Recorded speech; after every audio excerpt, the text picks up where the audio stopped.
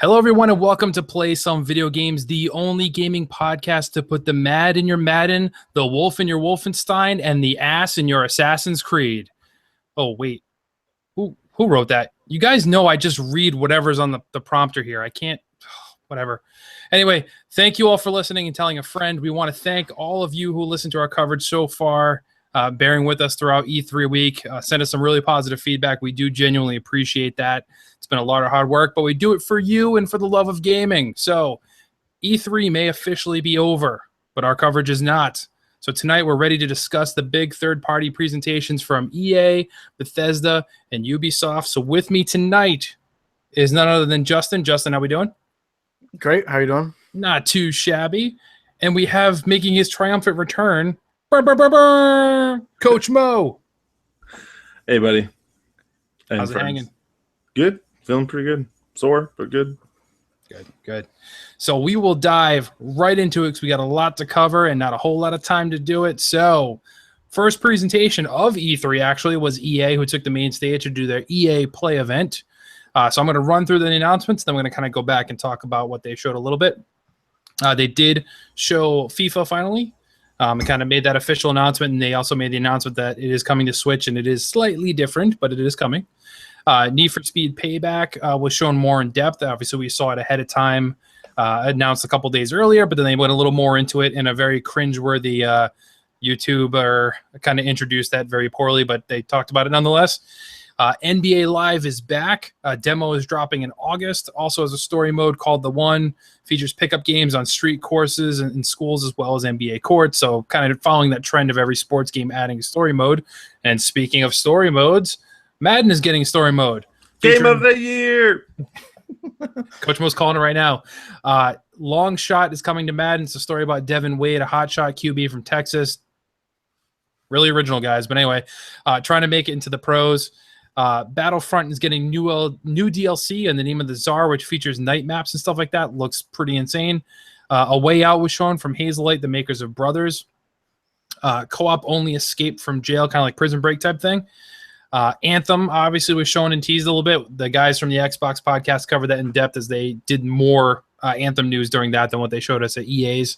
And then what took probably the last 30 minutes of EA's presentation was Star Wars Battlefront 2, which you can pre-order for beta access, free DLC, which is awesome because a lot of people complain that Battlefront came out without the full content and being kind of a piece-together game, so people felt a little ripped off spending $60 for the base game and then having to buy the rest of the actual game. So this time they listened to the fans, adding a story mode, single-player stuff rather, free DLC, so all the DLC packs will be coming, and the game is dropping in November. So that's pretty awesome. And that's kind of everything they covered there. So I guess we'll go right to Coach Mo because he's nipping at the bit to talk about this. What did you see from EA that you really enjoyed, Coach Mo? Obviously Madden, but what else did you like, and why did you like what you saw from Madden? I was like, well, in Madden, the game other than Madden that I'm probably the most excited for from EA is the new NBA Live. NBA Live competes with 2K, and it's a healthy thing, but it made 2K better. When Definitely. 2K, I don't think they'd be the mega sports game they are had it not been for NBA Live being on their heels. But after 2-3 years of getting just pounded into the dirt, now NBA Live said we need to take a year. We need to flush this out. I know somebody who did sign one of those NDA things who told me that controller-wise, it's better than the last two. So that would have been 15 and 16. So he said instead of you having to hold L2 and right bumper and stand upside down to do a crossover, it's a little more interactive and better in this iteration. So I'm really jacked for NBA Live, and I'm really excited to see where they take it next. Now, what did you like? Are you NBA Live? Like everything you said, 100% agree with, and it looks gorgeous too. Like they amped up the graphics. Now these sports games always look good, but this looks a lot better than the last NBA Live we saw. With Madden, obviously you're excited for every Madden that comes out regardless because, I mean, come on, it's Madden. Do you agree with the addition of the story mode? Does it bother you at all? What do you like about what you've seen so far? I have a couple qualms with the story mode that are unanswered. So the first thing for me would be it better not just be a quarterback. in the FIFA story mode, what they did really good with the journey is he could play a multitude of positions, and you got to pick that through the beginning of the game. And so with that gave you different avenues. So I picked a midfielder because that's where I'm at my best when I'm playing. I'm not a great scorer. I'm okay. And I'm not a great defender. I'm okay. So I picked a spot where I was like, I'm going to do the best on my abilities with this. And so that was really good. If I can only be a quarterback on the journey, I'm going to be really bored. You can ask Nate and you can ask the other guys that we do our Madden League with. Yeah, I can throw the ball, but I run the ball and I played really good defense. That's it. That's the key to me playing the way I play. I'm not a big passer because I don't have to be. Nate has outthrown me in every year for yards in the season, but I'm killing everybody in rushing. And so it's one of those things where if I'm just allowed to be a quarterback, oh man, I'm gonna be disappointed. I really am. Yeah. So I wouldn't hold your breath. I don't. Yeah, it seems weird. It's like I get in the other sports how you can kind of pick your position, but with Madden, it almost seems like every play begins with the quarterback. Like where it goes from there, obviously, yes, it can go to anybody.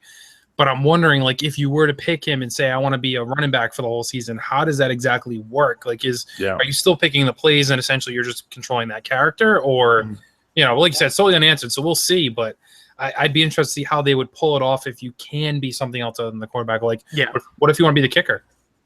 That'd be an awesome story. It'd be an awesome story. It would be the most boring gameplay ever. Story. It's a 20-minute storyline. You just play 6 games, and all you do is you kick. You're like, yes, another 1-pointer. Yes. Yep. Next MVP. game. So it's a little wacky, but we'll see where it goes. So, last question for you then, Coach, before we jump over to Justin and get his thoughts. Star Wars Battlefront 2. What'd you think? Were you a fan of the first one? Do you like what you saw? Okay, so I think when the first one came out, me and Nate had just started like hanging out and talking. And so when I was playing it, I was like, "Oh, this is good. This is fine." But if you're not a Star Wars fan, that game was not fun. Right.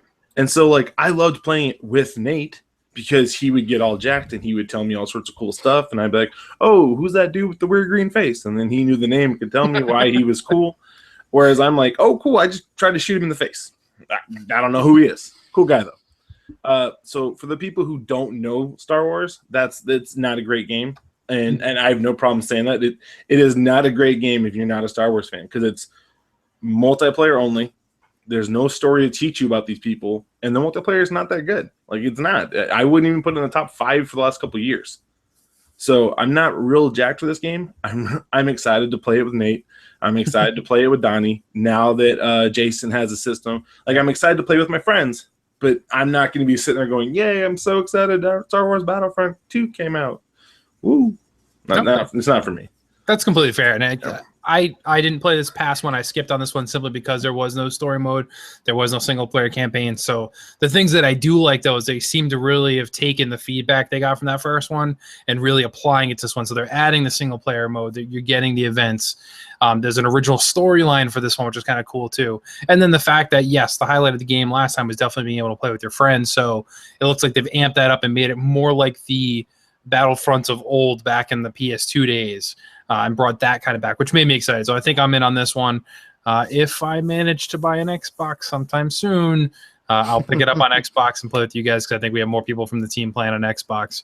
But so anyway, let's jump over to Justin now. So Justin, Need for Speed Payback. Does that do anything for you? Did you like what you saw there from the Need for Speed? Yeah, actually, I'm not a huge a racing game guy, but I always liked the Need for Speed series.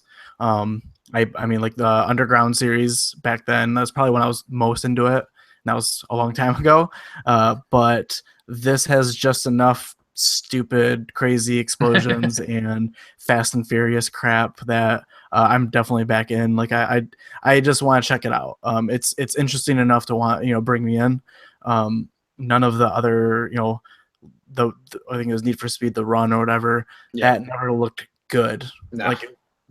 But this actually looks like it had, with how popular Fast and Furious is and other stuff, I'm ready to jump in on that. And it looks beautiful too. It looks great. It does. It got me excited too. And I haven't been on EA Need for Speed in a long time too, much like yourself. And this looked more like Burnout was. Yeah, So exactly. That to me, that's a great thing because I loved Burnout. Now, yeah, Burnout had its flaws, but gameplay wise, I really enjoyed Burnout. So if they were able to take the scope of what EA does with Need for Speed and add those Burnout factors in, I think you got a real winner there. For people who aren't looking for the simulator style racing of like Forza, of like Gran Turismo, like this is a different beast. It's not meant to compete with those games. It's its own thing, but it's a little more action. So I think it's pretty fun. So I'm excited to see a little bit more on that. Not a day one purchase for me by any means, but that's something once it hits, a good sale, a good market value, I'm all over it. 'Cause I think it'd be a lot of fun. So yeah, that's probably where I'm at. Not day one, but like as soon as the opportunity comes up, I'll try to jump in for sure. Totally.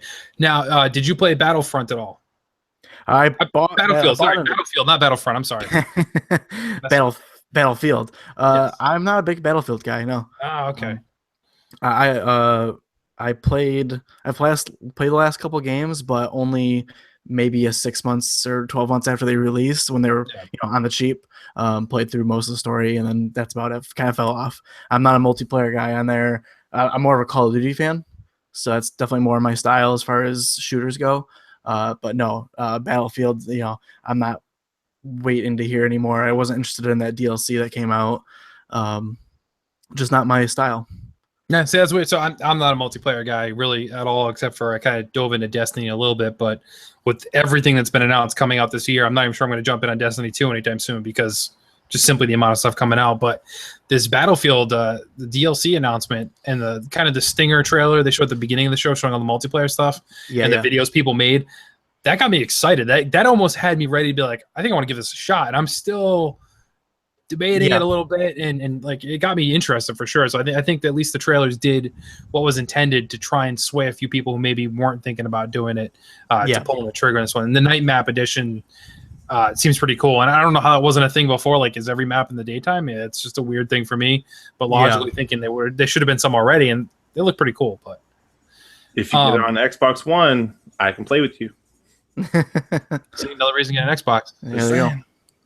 And you have 3 choices now too. Yeah, that's true. So the last thing we'll talk about, I'll open this up to both of you here because I think everyone probably has a little bit to say about this. A Way Out was shown. So this game looked pretty cool. Great storyline. Brothers was a great game. So it's good to see them, ramping up and already doing something different. And this is clearly looks to be something very different from what they did in Brothers. But this seems intriguing. So Justin, why don't you kick it off? What were your thoughts on A Way Out? I thought it was super interesting. I mean, there's definitely nothing else like it out right now. And it seems like they're really pushing co-op. And they were kind of dodging some questions about how exactly co-op will work online because they want everyone to play this, on the couch co-op, which for me personally doesn't quite work. Right. I have a hard time believing. I don't think my wife's going to be into playing a prison escape game. We can play Mario Kart all night, but A Way Out's not not exactly her style. So I am curious how they'll handle online, but if they handle it well, then I can't wait to play with some PSVG team and run through that story for sure. Coach Mo, what'd you think? Actually, I kind of glossed over this one because I was in my Madden excitement mode.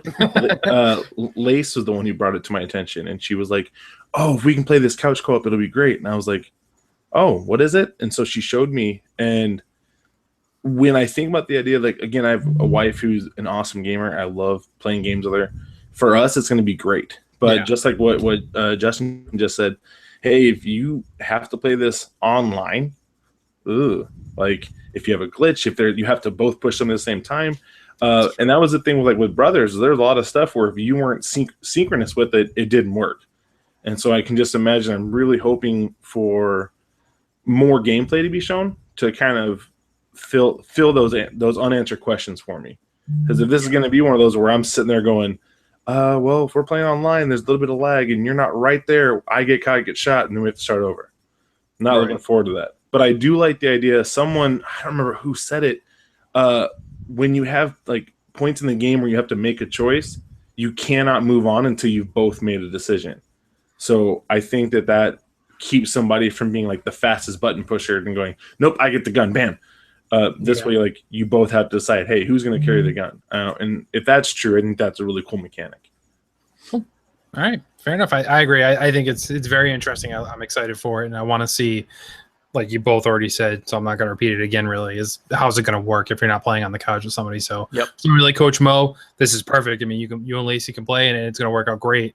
But anybody else jumps in, it's kind of like, well, how's this going to work? If you're doing it online. So, and I feel like matchmaking would be horrible too. Like, with some random person who is not following the game rules or whatever. But we'll see. Yep, well, we shall see. Time will tell. So before we move on to the next one, then, so EA overall thoughts of the presentation, how they did, not necessarily giving a score or anything like that, Justin, but like, how'd you feel overall with EA's package and presentation they did? I liked it a lot. I'm not a huge sports game player, but I'm buying Madden this year. Unfortunately, it's on PlayStation. Oh, so I won't be able to play with Coach Mo. I buy it on both. So he does. You will get to play with me. if I get an Xbox One, maybe. But I mean, the story mode brought me. I'm a guy who doesn't have, I'm playing on PlayStation. I don't have a ton of friends on PlayStation to play with. But like the story mode's bringing me in just so I can play through the campaign, to play through the story mode, play the franchise modes. And, I haven't played in probably 6 years. And the story mode was enough to bring me back in. I just kind of needed an excuse to buy back into the franchise. So I'm super excited about that. And like I said, I'm excited for Need for Speed. And then they ended things with Anthem, which looks phenomenal. So I think they had a stellar conference for sure. All right. Coach, what would you think overall of EA? Best show of E3 last 5 years.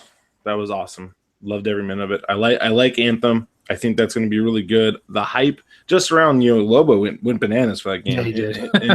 and to see people getting that excited for something that we just got a taste for, oh man, that's great. But their sports games, everything was turned up a notch. FIFA, huge improvements on their. It's called Madden Ultimate Team. What's it called for FIFA? I think it's FIFA Ultimate Team. I think it's the FUT maybe. There's needed improvement because the last two were rough. I mean, people were just horrible things were going on in the transaction rooms. So I love that they're adding more to those two. And again, just they added a bunch of games that are all like what people love specifically. If you're a racing fan, there's a racing game for you. If you are a sports fan, we've got you covered. And if you're a Star Wars fan, if you're into that sci-fi stuff, hey, here's that. Oh, and shooters, Battlefield 1. And then you add in a brand new undiscovered thing in Anthem. I mean, that's just a great show. Super jacked about it. Totally. All right, so before we move on, one last question then. Justin, favorite game EA showed? I gotta go with Anthem. It looks the most interesting for sure. All right, Coach. I think I already know the answer, but I'm gonna ask anyway. Madden 18 Game of the Year 2017. Fair enough. Bam. So for me, for those of you scoring at home, for me it was Battlefront 2. I think was one that got me most excited. Overall, I think EA did a good job. I think the announcements were great. Like it seems like they really took feedback from everything that's happened over the past year or two in some cases and listened. Unfortunately, there were some hiccups in their actual presentation of said presentation. We saw the YouTube guy kind of botch things up a little bit, and there were some hiccups here and there. It kind of surprised me that we're to this point where these companies know these big things that happen and everybody's watching at once, and they don't hire some professional host or something like that to kind of make sure things go polished over a little bit better. But, overall, I think it was pretty good. So let's jump into day 2 of E3, and Bethesda had a very late night conference that I got to cover live on the website. Justin was live tweeting during that, right? Yeah, I was up with you. It was definitely late night for sure. Yeah, so it was midnight here on the East Coast for us covering that one, but this was the one I was most excited going into. So I'll run down what Bethesda talked about. First thing shown, they talk about the VR games for the HTC Vive in the form of Doom VFR and Fallout VR coming out in October. Morrowind expansion available now and teases Horns of the Reach and Clockwork City. Elder Scrolls Legend showing what new expansion Dark Brotherhood. Skyrim on Switch getting amiibo support, which they showed will get you some Legend of Zelda type items in Skyrim, which is kind of cool. Standalone game for Dishonored, Death of the Outsider. The Evil Within 2 was also shown, as well as Wolfenstein 2, the new Colossus was shown at the end of the show. So let's jump right into it. So for me, I'll go first on this one only because I'm probably the biggest Bethesda fanboy on the team here. So their presentation, I wasn't crazy about as it went on. It was very, forced with the Bethesda land type theme park thing, which was cool in concept, but it didn't quite pan out the way they did it. However, what a lot of people didn't see if you didn't keep watching afterwards is they actually had set up an actual theme park where people went after the show and got to experience the games, and they had concerts and stuff like that going on. So that was kind of cool. But as far as what they showed, overall, I think it was good. The big mic drop moment at the end of the show, though, was they're like, oh, by the way, everything you just saw is out in 2017. So no other company did anything like that where they're like, here's all this stuff and it's coming, now. So I think Bethesda had a lot to live up to. The last 2 years, they had very strong showings with stuff. And then this one wasn't quite as good, I think, with the announcements. But the fact that everything is still coming in 2017 is pretty darn impressive. So let's go to Coach Mo first, only because you have VR. What do you think of Doom VFR and Fallout VR? Is this anything that interests you at all? I don't think Fallout's really your kind of vibe, but I don't know if Doom maybe being a shooter and fast paced might get you a little excited. I loved Fallout 3. Fallout 4 and I just never clicked. And so Fallout 4 and VR doesn't interest me, but the Doom one does. I loved Doom. I had a blast playing that game. Yeah. But the game that got me almost as excited as I am for like Madden was when they announced a new Dishonored, because if it's just a fun Dishonored side story with that great gameplay, oh yeah, sign me up right now. And it comes out this year, even better. Like, I love Dishonored 1, and I absolutely adored Dishonored 2. I had so much fun in that world. That was one that me and Lace thousand on her account, because we took turns, but we did multiple playthroughs because you have to get all the achieves, but we had a blast with that game. And so this is another one with another great setup. The characters, I'm hoping that was the only thing where when I didn't watch this one, and when I heard that was announced, I was like, I can't watch the thing because I don't want to know what character it is.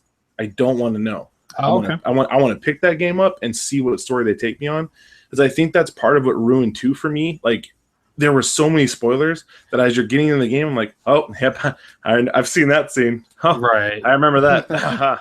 It wasn't fun. So I'm really glad I'm so far removed on that one, because I just can't wait to jump in and play in that world again. All right. Well, then I won't spoil anything with who the character is then. Thank you. So while we're talking about, I think we can kind of skip over the Morrowind and Elder Scrolls Legends, because I don't think it really interests anybody. So we'll just skip right over that. The new Morrowind's better than the ESL one was with the update. It looks way prettier. I will say that. Okay. So, are you an ESL player? Yeah. Oh, okay. Okay. So the Dishonored Death of the Outsider, everybody going into E3 was talking that this was going to be Dishonored DLC. And then for them to come out and say, actually, no, this is a standalone thing. It's going to be a little bit longer. It's not going to be the length of a full game, but they're saying probably about half, which is still pretty decent when you look at Dishonored. Yep. So yeah, I'm excited for this one too. And I mean, I think they said it's like $30 so it's coming out at too, which is awesome. So I'm all for that. So Justin, does this excite you at all? I know you were kind of nodding your head as Mo was talking about Dishonored. Yeah, I mean, I'm so not a big Dishonored fan. Like, I played the first one for a couple hours. I didn't get the second one, even though I want to. I definitely want to jump into that. But the fact that this is a standalone, it is DLC, but it's standalone. Mm-hmm. I can buy into the series for $30, and everyone's excited about it. So I'm assuming it'll be a good story. And so, I'm totally on board for that. These standalone DLCs, I think are an awesome deal. And I hope that becomes more of a. I hope more publishers start looking at that option. So I'm probably definitely be picking this up, and it'll be a nice shorter story for me to jump into the Dishonored universe. That's a great point you made too. That you wish more publishers do stuff like this, because these types of things. You look at the Uncharted one that's coming out, and you look at this one here. They're both, from what we can see so far, obviously they're not out yet, but the quality is top notch, just as good as the main entry of the thing. If gaming companies can do this and have an annual release for these bigger titles by doing these smaller stories and charging half price for it, I got no complaints.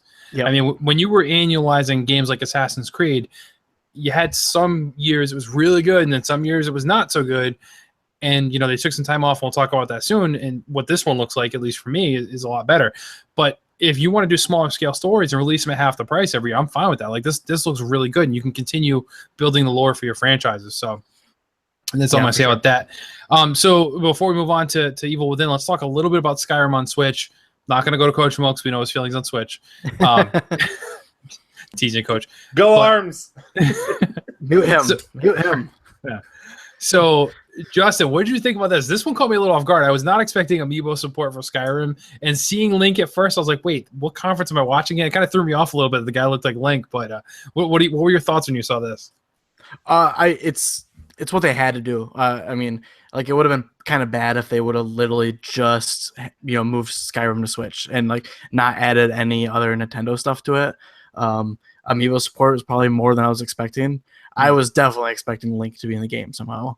Because I mean, with modders have been doing crazy stuff with Skyrim for how long now. So the least Nintendo could do is convince them to put a skin on a player and make them look like Link. So I think that's awesome. And and the motion controls. I mean, that's probably even more crazy to me. I'm not gonna buy Skyrim because I've already played Skyrim a long time ago, and I think I've been one of those guys that's bought it on multiple platforms. So like I just don't need it again. But yeah, very interesting. So Coach Mo is dying. I need to know, Coach Mo, are you laughing at motion control? I am. The moment I heard, I was like, good. You don't need motion. Why? No. Why? You don't. It's nice that they made the attempt. They threw them in there, but I cannot see anybody. How am I going to work on these guns? I gotta do the motion controls. People are like, oh, I can't wait to find out how to turn that off the moment I put it in. Yes, that's exactly that's going to be the biggest thing on our website. How do you turn motion controls off for Skyrim? Oh yeah, tutorial. I can see almost everybody trying it, but there's no way somebody's playing that entire game in motion control. That is insane. I'm with you there. So yeah, I'm not sure if I'm buying this yet. So they definitely made the effort to try and convince Switch players to want to play it. I played it very briefly on PS3. Yeah, PS3. I'm so sorry. yeah. But for me, I like the Fallout games. I like the Fallout games much better. So to me, Skyrim was a little dull because there wasn't much going on in those landscapes. It was a matter of like, okay, you got to go from this town to this town. There's nothing really going on in between. You can go look in a cave. You can go do this. It never really grabbed me. So, but I do want to give it another shot because everybody loves this game and it's warranted. I'm not crazy about the graphics I saw. This is clearly not the remaster that we're getting here on the Switch, but it seems like it might be cool enough that I'll want to play through it. I want to see reviews first, see how it plays on a Switch.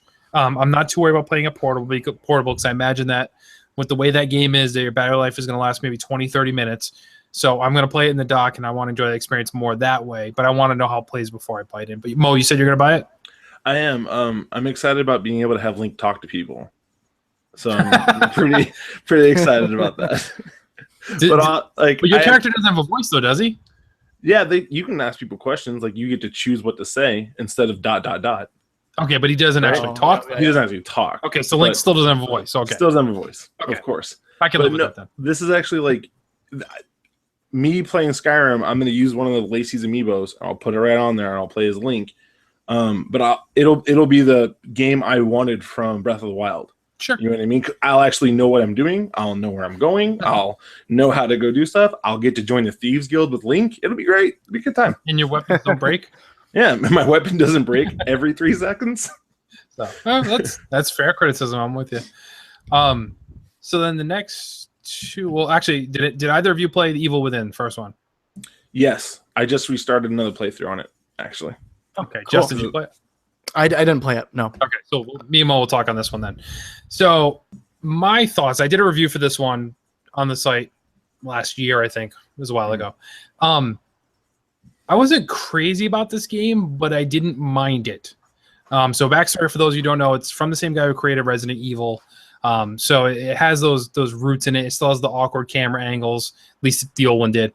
Where it was scary, the plot was a little convoluted. It was a little wacky and zany at points, but what I saw in this trailer for Evil Within 2 looks like, once again, the example of somebody listening to the criticism and saying, okay, we're going to make changes, we're going to make it better. Because this looked freaking awesome. So, and it comes out Friday the 13th. What's a better time to play a horror game than Friday the 13th, you know? That's when Friday the 13th game actually probably should have come out. But hey, I won't get into that. But Coach Mo, so what did you think of what you saw from Evil Within 2? So from what I saw, I actually went into... when I heard that they were making a second one, I went and found the clip for it and watched it. It felt like they played Outlast. Like it felt like they went and played a different horror game and kind of saw, hey, here's where we're missing. Here's where we're not hitting as well. And it's that entire overcasting sense of dread during the game. And I feel like they brought that in a little bit better instead of it being, because I don't remember in Evil Within being scared. In Outlast, No. I remember being terrified at times. Yep. And even in Alien Isolation. Yep. There were moments in that game where I was like, I'm gonna turn the lights on. I can't right now. Like things, I need to just stop and go outside. I need to go into the car and drive away from this house. But in this one, like in that new trailer, I was like, hey, you're getting there where I might have to play with the lights on.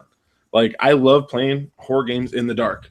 And this is Evil Within was never one where I'm scared right now. Now I might be a little nervous. I'm excited for that. I think that's a good step in the right direction for them. Yeah, and it looked a lot faster paced. That was one thing that killed me in the first one. It was so slow from your movement to your combat, and that I think why you never got that sense of dread or you weren't ever scared. It was just a matter of like, well, everything moves slow, so there's nothing to be scared of. I can run away just as fast as this guy runs away, which is slow either way, but you can go. This one seems to have jacked up the action on it, but still giving you that feel there. So that's a good observation. So I'm excited for that one.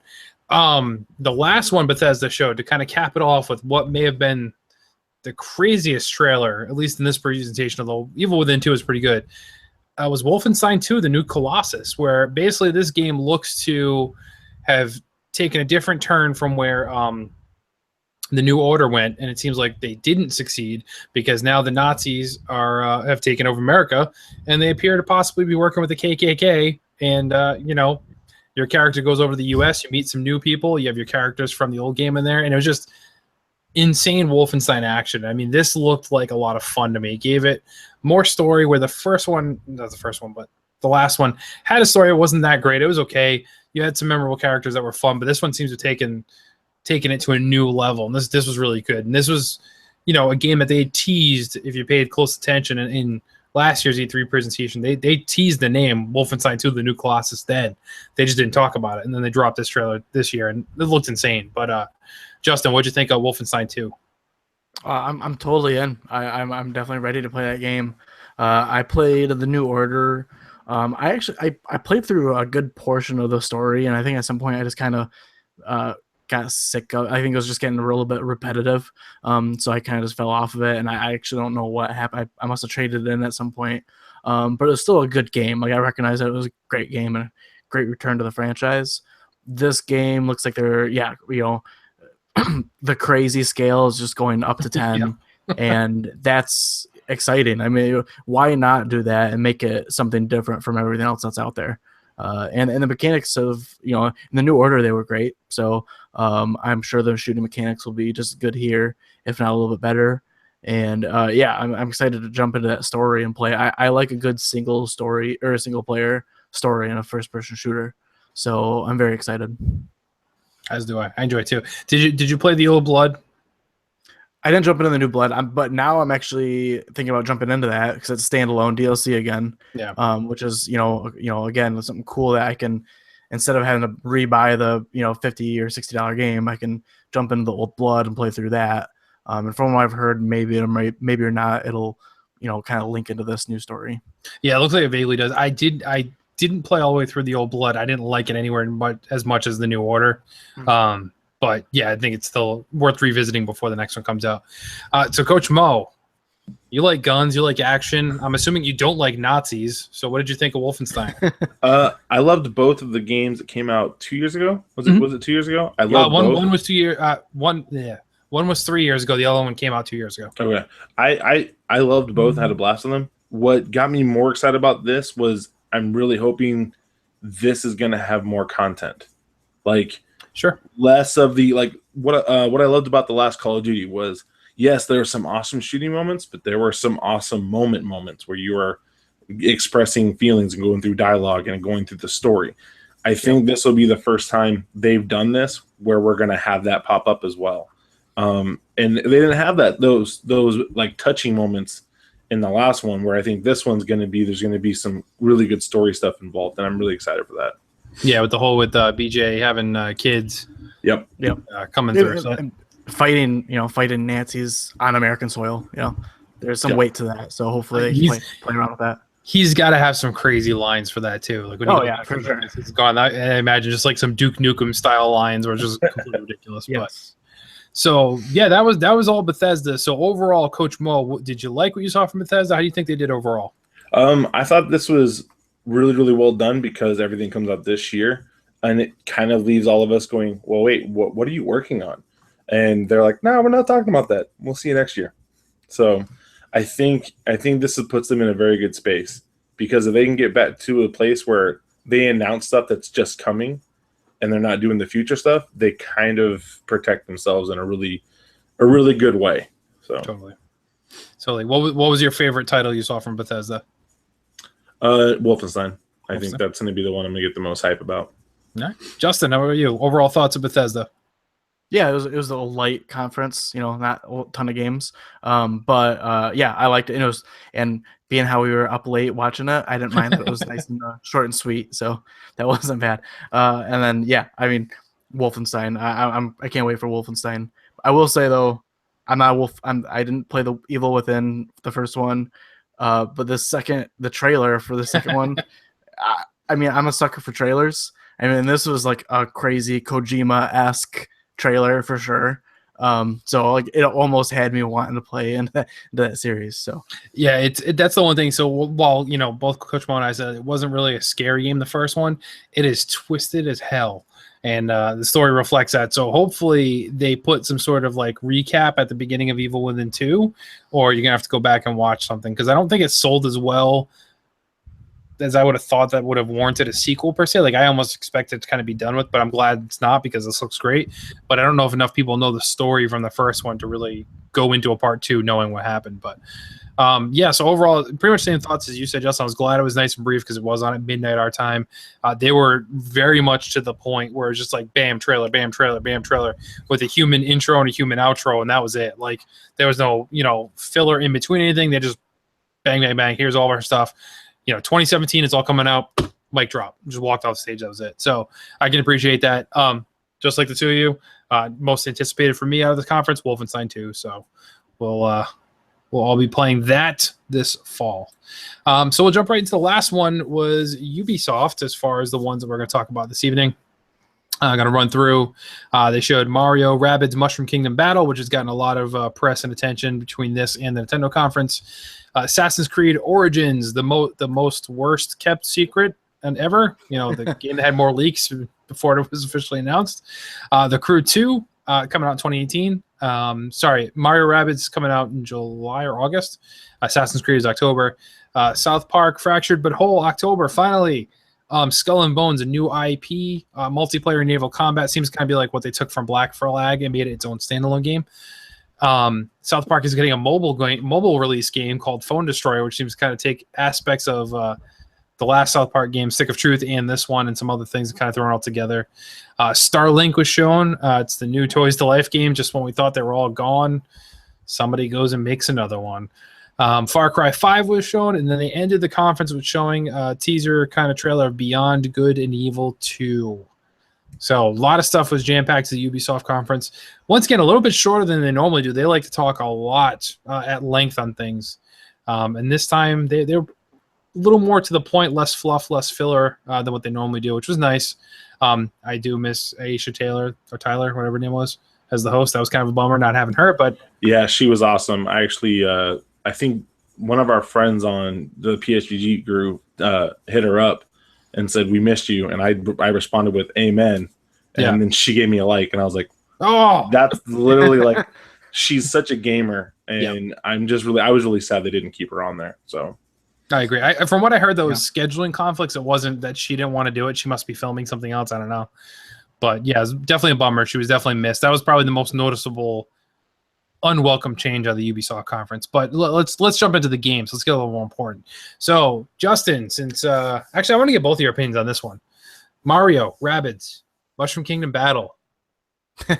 Yeah, what'd you think, Justin? Well, I'll just say, this game, like Ubisoft, all their games just leak like crazy. I mean, it's really insane. Like, I think some like weird design documents leaked out of this Rabbids games, a month or two ago. And like when I first heard about it, I was like, why? Like, why does this exist? Like, this is so weird and not weird in a good way. But I don't know. They showed footage of this game, and it is weird. There's no doubting that.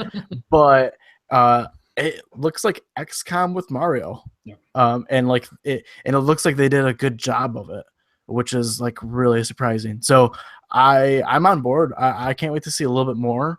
I mean, they only showed a few battles, and that can only get you so far, I think, in one of those types of games.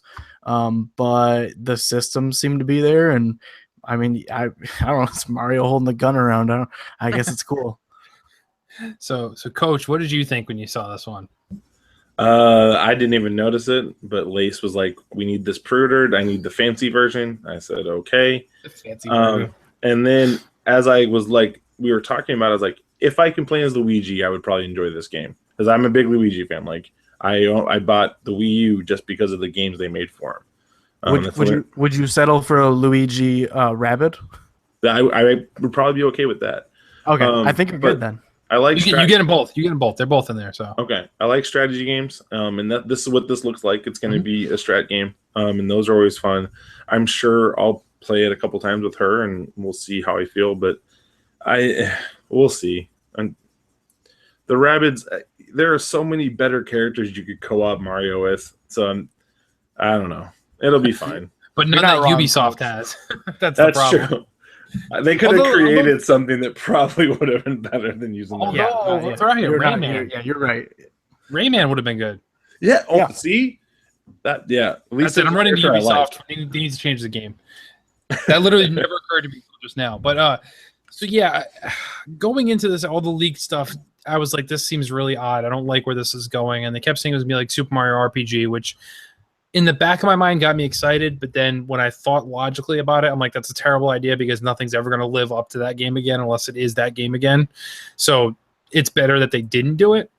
Ubisoft's conference still left me on the fence about it.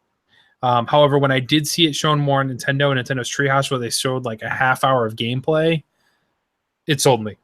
And I wasn't expecting that, to be honest. I think it's well done. They're honoring what Mario is. In that like they capture the essence of it great.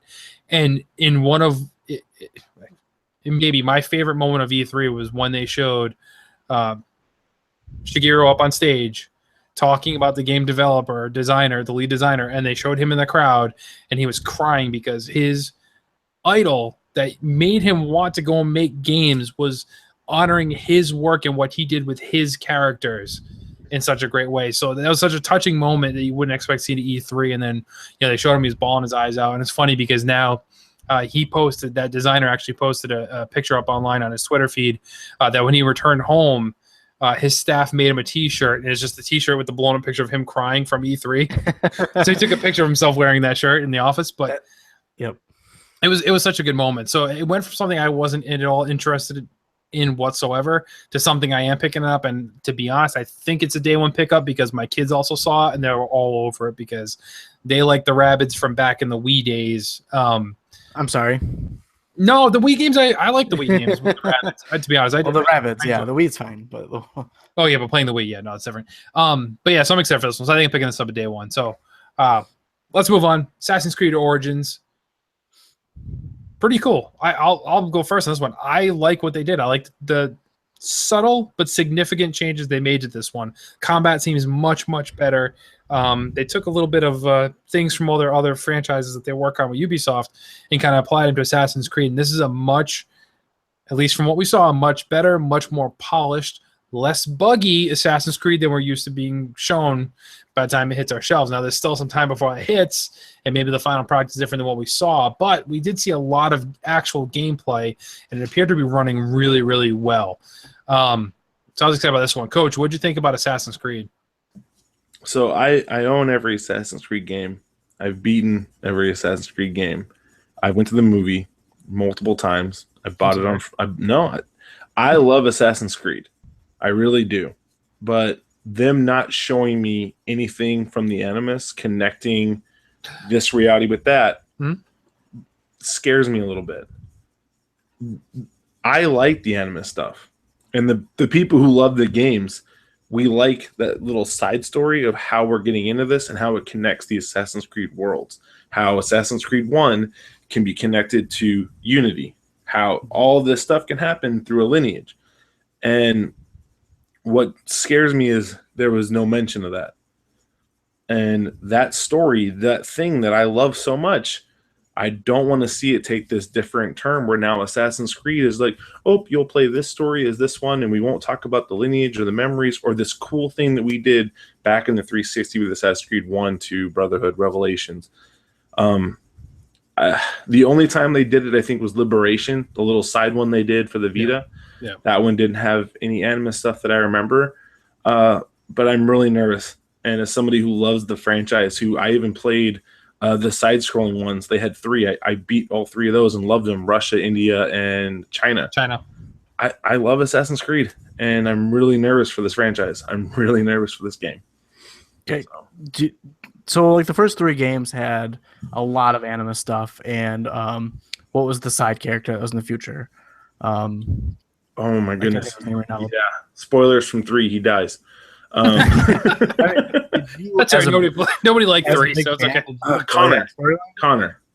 I can't remember what his last name was though. So, but yeah. Did you enjoy those first 3? Like, were they like really dive deep into that, like the future storyline? What I enjoyed about it in 1 and 2, and then the beginning of 3, the Brotherhood, and what was on Revelations.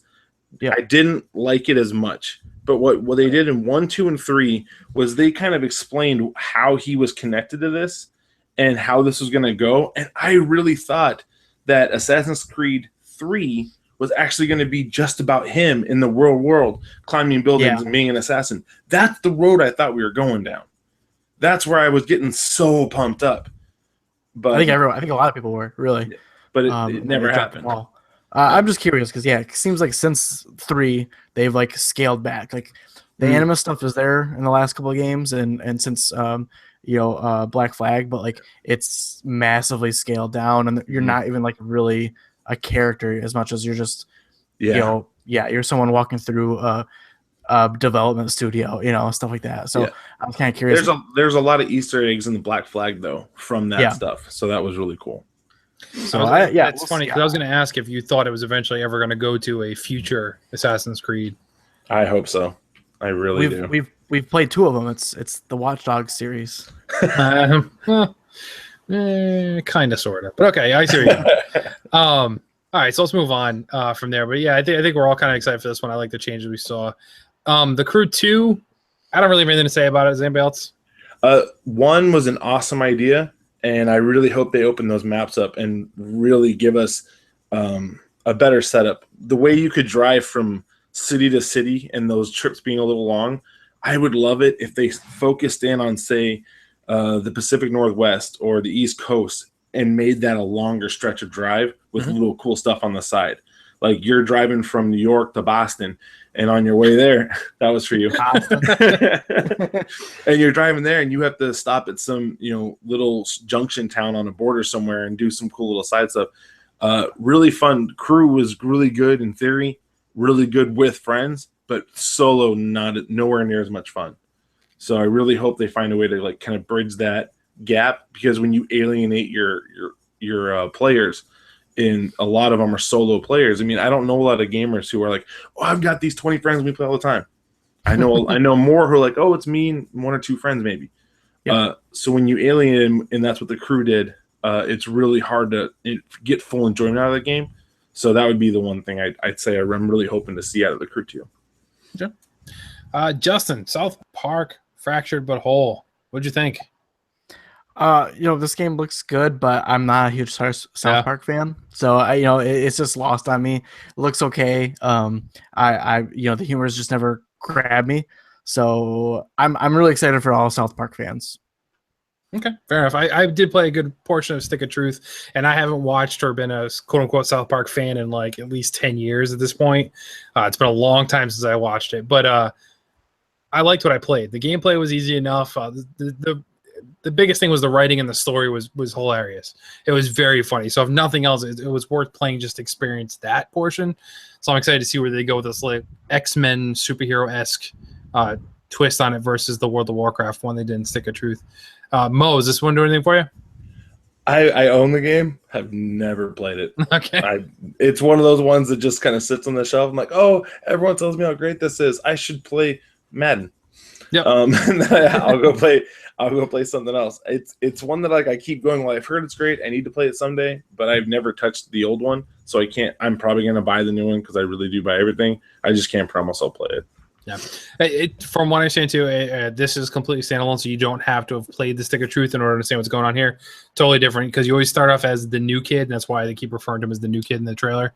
That's what the Stick of Truth did too, and I didn't finish that. I honestly don't know if I'm going to, only because I have it on the computer. I got it literally for like $3 or something like that, so I played it there. Whereas I much rather would have played it on a console and spent more time sitting on my couch as opposed to my computer chair. So, but I'm excited for it. Wish it was coming to Switch though, because it would have been a great portable title on the go. But hey.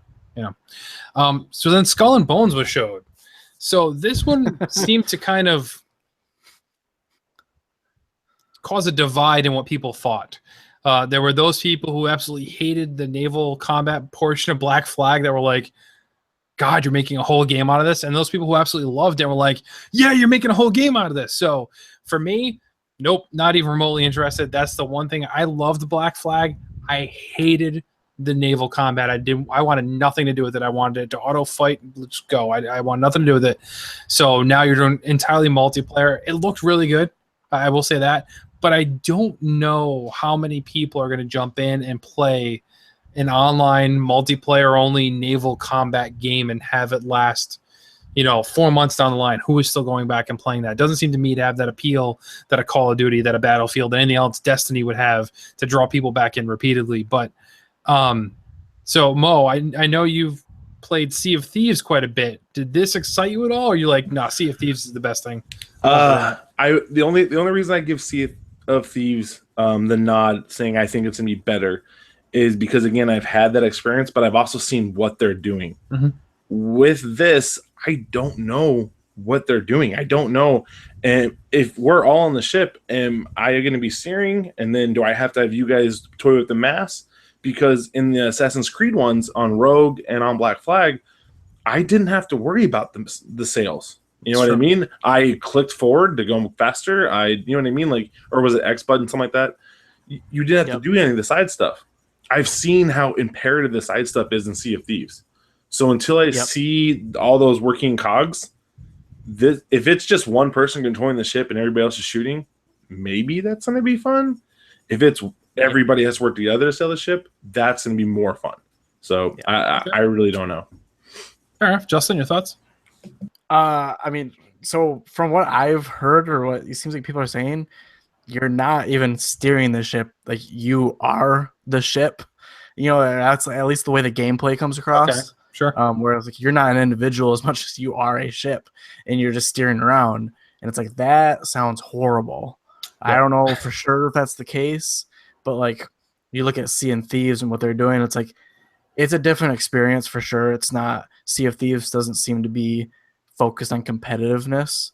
Like it's there, but it's not focused on it. And Skull and Bones definitely seems to be like, it seems like they're making a For Honor with pirate ships. And that some people like that, but I'm not for me at all, for sure. Okay. All right, we're gonna skip over the South Park mobile game because it is what it is. You're either gonna play it or you're not. Starlink. Did you guys see the video of this? Just say yes or no before we go any further. I did, but I have no idea what it was. Okay, that's fine. Justin, did you see the video for Starlink? No. Okay. So to break it down, I know you guys have definitely seen Lego Dimensions and how you can build little things with it. Well, Starlink does that with spaceships. Okay, that's fair enough. Toys to Life is kind of dead for the most part. The only one that's still actively creating things is Lego Dimensions, and that has its own market and people and appeal, and it's selling okay and sold well. But what Starlink does, it's a little bit different, is you take these giant ships you constructed, and they sit on your controller, on your remote. So they showed it on the Wii, the Joy-Con docking thing, the little puppy dog controller, and the stupid ship was bigger than the controller. So you're holding the controller and jamming your hands underneath the ship Well, wait a minute, Kevin. Why are you calling names? Why is it stupid? Because it's stupid. All right, fair enough. Go back and watch the clip of it and you'll just see how ridiculous it is. So it seems like a decent premise. Yes, we need a good space shooter type game. I'm all for that. Why it needed to be Toys to Life doesn't seem to make any sense to me, because that doesn't appeal in my mind to kids. Like, you see the Toys to Life, you see the Disney Infinity, you see the Skylanders, you see the Amiibo, you see the Legos. These are literally like spaceships. I don't see it like that's going to be in the clearance end cap at Target real quick by the end of the year. If it comes out this year. No, it's next year. So it's a long way out anyway. But it just seems like a really bad idea, and it's really missing the mark, especially if it's going to take another year for this thing to drop. So I just kind of wanted to take the time to talk about it to make fun of it. But it seems like a good idea, but it's just way too late. Like, this should have been out 2 years ago. Agreed. Okay, we'll leave it at that. Go back and watch it if you want to laugh, though. So the next thing they showed, which was already announced good 2 or 3 weeks before E3 actually was Far Cry 5. So they showed a little bit more trailer and everything that's going on. They kind of leaked and showed a little more what that game's going to be about. For me, I love Far Cry. I loved Far Cry 3, loved Blood Dragon. Far Cry 4 was okay. It wasn't as good as 3, but it was just more of the same, so I was still okay with it. This looks insane and way better so far already, and I love it, so I'm excited for this one. Justin, you a Far Cry guy? Is this get you excited? Yeah, I mean, I jumped on at 3, and since then I've played them all. And yeah, same boat. This one, 4 was like kind of like okay, and I actually didn't play the Instincts or Primal. I didn't play that one either. I skipped that one too. It's too different for me. Yep, I didn't play that one, but 4 was okay, and this one looks like they're ratcheting it back up again, and it looks like a lot of fun. Something about that, that loop or that gameplay loop is just I keep playing it. So I'm totally on board. Looks good. Coach? Loved 3, loved 4, loved Primal the most, and really excited for this one. Premise is good. I think the only thing I really need out of this one is I need to know how am I going to say this?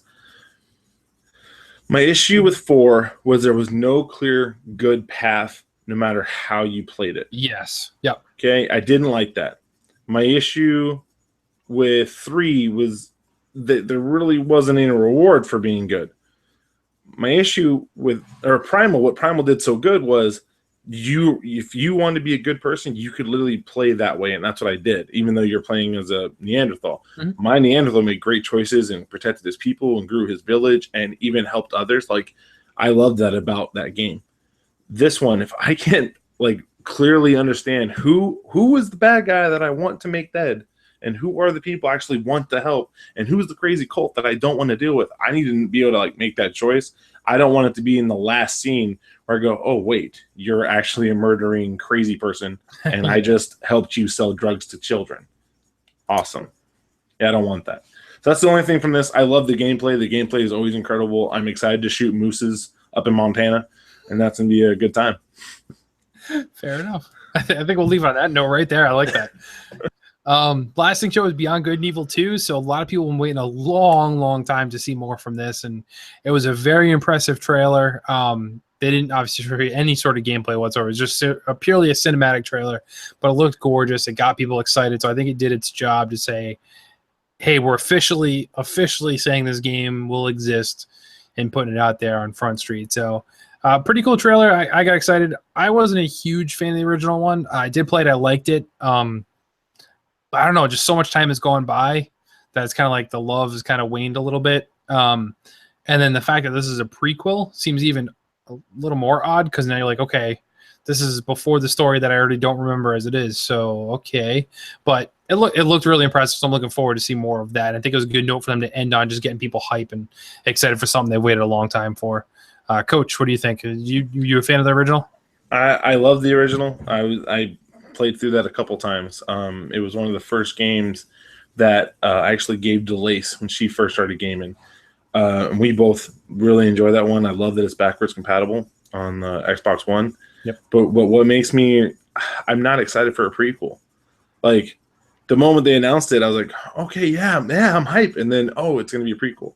Oh, man. I wanted to know what happened. I want to know what changed. But I mean, if they make this as epic and awesome as it should be, as we all are hoping it to be, and then it ties into Beyond Good and Evil, and then we get something later on, a third installment, then I could be pretty excited for this. But I need to know, like, is this really going to come out, or is it going to be like that trailer we saw 5 years ago of the pig snooting in a fly that never happened? Never happened. I agree. Justin, were you following original Beyond Good and Evil? No, I've never played the original. Never, just never had the chance or never opportunity. So I've had no real interest in the second one, even though I've heard about it for years. The only other thing I'll say is that from, maybe you guys can answer this because you guys have played the original, but from what I've heard, the original wasn't as crazy on the offensive side or the hard R side. No. This seems like way more, mature, which seems weird. From what I've heard, it seems weird to step into that direction. I don't mind it, as an adult gamer, but that seems weird to me. And they only showed a cinematic trailer. There's no, supposedly there's some weird gameplay behind the scenes that they're showing off that I've heard about, which doesn't sound super promising. So I'm worried for anyone who's excited for this game. I hope they don't get their hopes up, and because it seems like it's taking a totally different direction. But that's just I never played the original, so it's hard for me to say. Yeah, that trailer, I was surprised the amount of F-bombs and stuff they were dropping like right off the bat. I was like, whoa, this was not what I expected from this little monkey, but okay, this is what we're doing now. Expect that from the little monkey.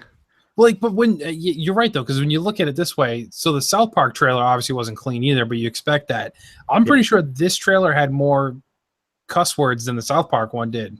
It seemed pretty bad. Like when I was watching it, I was like, this is like, make sure kids aren't even close, because they're gonna pick up some really bad language. Right, and this press conference was at like 4 p.m. too. So it was like kids are home from school doing homework, dad's watching, and the monkey just starts swearing. It's like they go from Shigeru Miyamoto on the stage, just as happy as can be, to just this crazy offensive monkey who's just dropping F-bombs left and right. So it's true. They covered the spectrum, I guess. They definitely did. So yeah. For me, that actually made sense, and I just want to kind of point that out. So at the beginning of the first one, you actually are running basically an orphanage and helping people. And so, but they're going through some tough times, and there's a reason they're on this outskirted island, or not island, planet.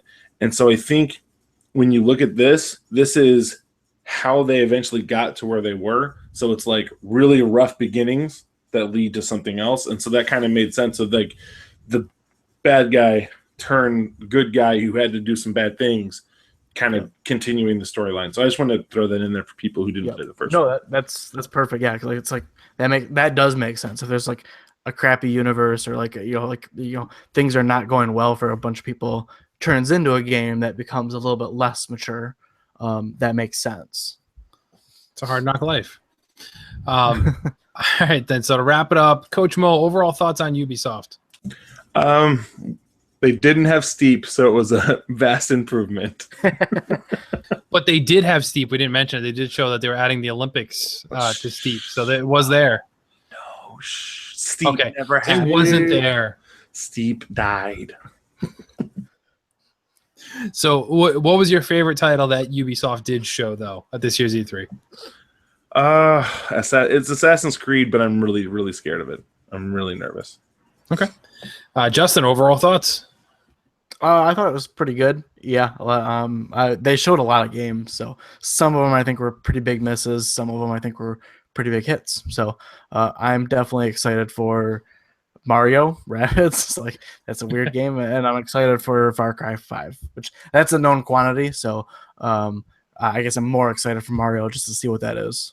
Yeah, plus we're getting Mario soon, and Far Cry is going to be in February as of right now, if that doesn't get pushed back at all. But yeah, I'm right there with you. The two most anticipated ones that I saw that I was excited for, I mean, there's a lot that Ubisoft offered that I'm like, I can get behind this, but the top two for me are definitely Mario and Far Cry 5. Overall, I think they did well. They didn't have a lot of the hiccups that some of the other presentations actually did, but I definitely miss Aisha being there hosting it, and that was a little bit disappointing there. But I think they did a decent job, though. Nonetheless, had some good moments. So we did have a couple questions sent in that we'll talk about. Some that we'll go over some of these. So these are general all of E3 questions we got. What was the favorite shooter you saw from E3 this past year, Coach Mo? Call of Duty, World War II. Or was that what it is? World War II? Yeah, World War II. Yep. And Justin? Same as Coach Mo. I'm excited for Call of Duty. I'm just excited for Return to World War II. So yeah. Yeah, I will agree. That was the best looking one that I saw as well. Favorite game of the show that you saw? So not necessarily the game of the show, but what got you most excited out of everything in all of E3 that you saw? Madden 18. I think Anthem is probably the most exciting thing I saw. Or the last night or the first night. I can't think of the name right now. That crazy Blade Runner looking one from Microsoft State. Yep, I forget the exact name. It's one of those two that you mentioned. Yep. Shoot, I hate to be the fanboy, but I'm gonna say it's Super Mario Odyssey. I thought it looked great. You know what? Forget what I said before. Super Mario Odyssey. I cannot wait for. I don't know what I was thinking. Yeah, I cannot wait for that. It's just for me. It's just because it looks like the return that I've been waiting for so long, back to the formula that we had with Super Mario 64 or Super Mario Sunshine, where you have these goals and these different levels, and it just looks so cool. It just, to me, it's amazing how after all these years they can still find ways to make Mario a little bit different, a little bit exciting. So actually, while Coach Mo is here, I want to know: were you interested in that at all? No. I have the Walking Dead to push the A button over and over again and jumping around. I mean, it only took him 25 years to learn how to throw his hat, so hallelujah for that. You're killing me, Mo. You're killing me. No, it's fair enough. It's fair enough. I'm not doing the who won E3, and I think we know why. If you listen to the last episode of PSVG, I said my piece on that there's no winning. It's you get excited for the games you have. Donnie called it a participation award, and that's why the show ended weird. Jason had to end it for me because I was left speechless. But yes, it's all about the games to make things weird. Well, that's true. If there's games, we all win. So that's all that matters. So that's all we're saying. So overall thoughts on E3. How do you guys think it stacked up? The whole shebang. Were you excited? Not excited? Not as good as last year? What do you think overall, Justin? I think it was like a kind of in between year. There was nothing crazy exciting to me, but nothing like there was still some awesome games showcased this year. So like as far as like being a gamer, like you said, like we're winning. Like there's plenty of games to choose from, which is like the most I can ask for is like have choice in what I want to play. So I'm excited. And I think it was a good, like a decent E3. Yeah, I'm there with you. I think it was a good E3. It wasn't a great E3, but I think what changed, at least from me, is that almost all of the companies were more focused on, let's just show the trailers, let's talk about what we got coming out, and that's it. We're not going to spend, show a 5-minute trailer and then have 20 minutes of this developer talking about this trailer that you may or may not care about at all. So it seems like they cut a lot of the fat out of the presentations, which was nice.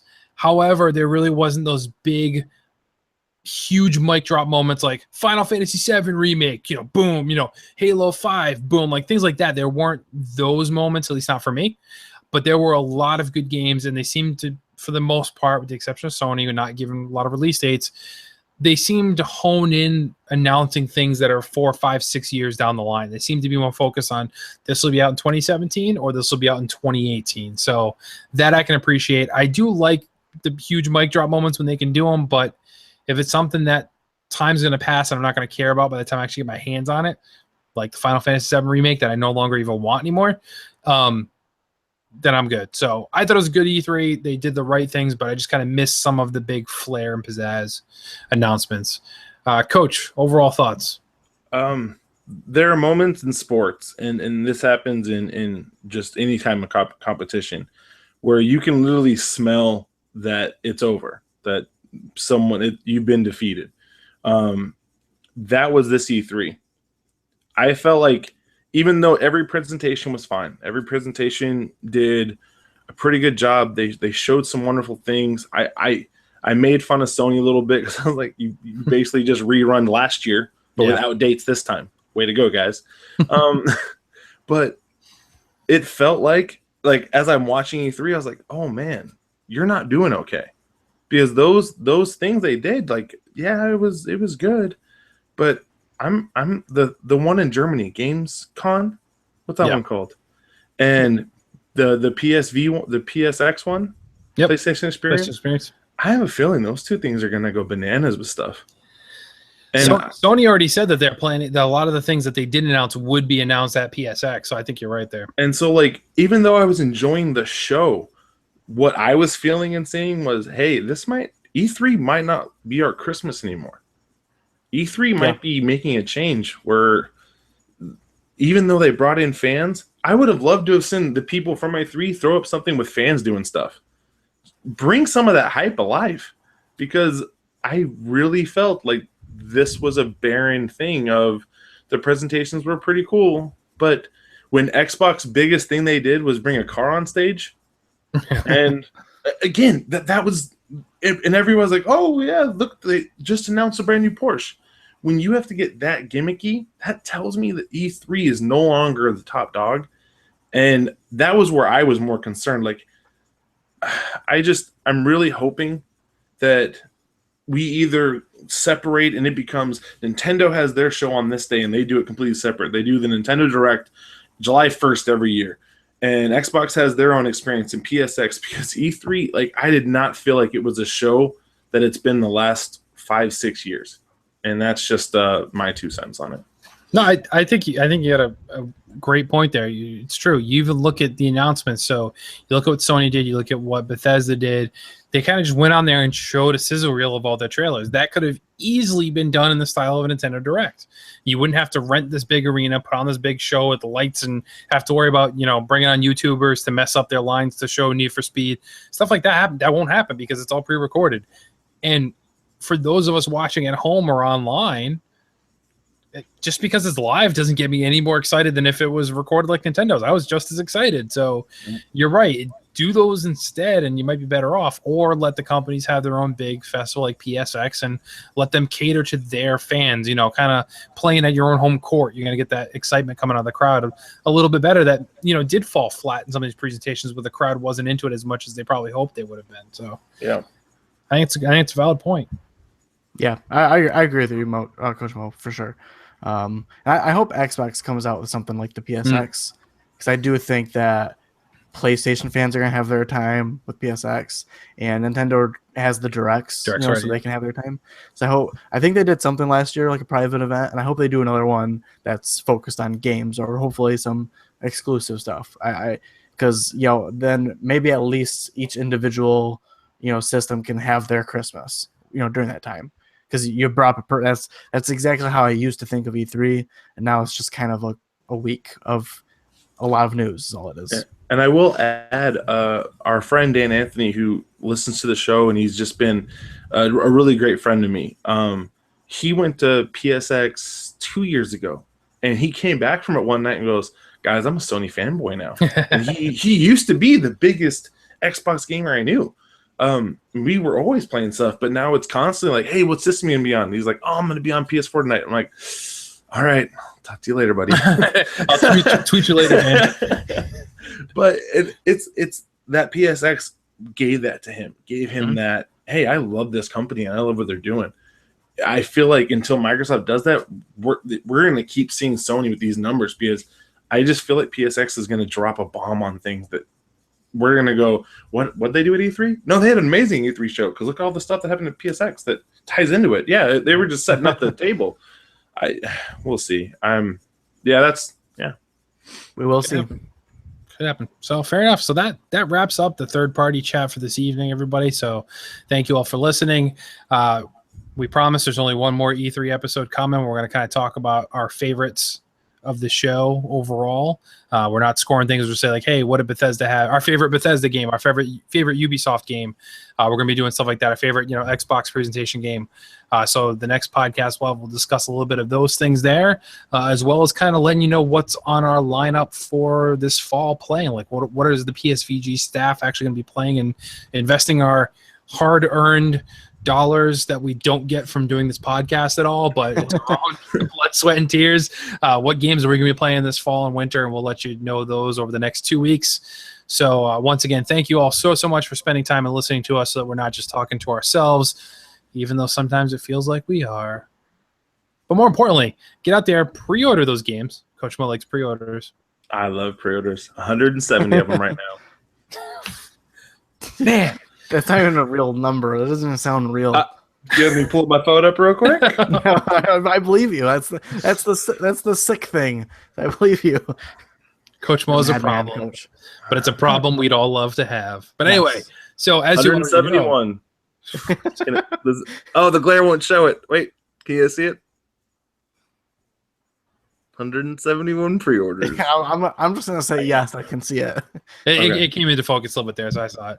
So as we all know, Coach Mo is never going to stop gaming because he has 171 pre-orders to get through. But what about you guys at home? We want you to never stop gaming.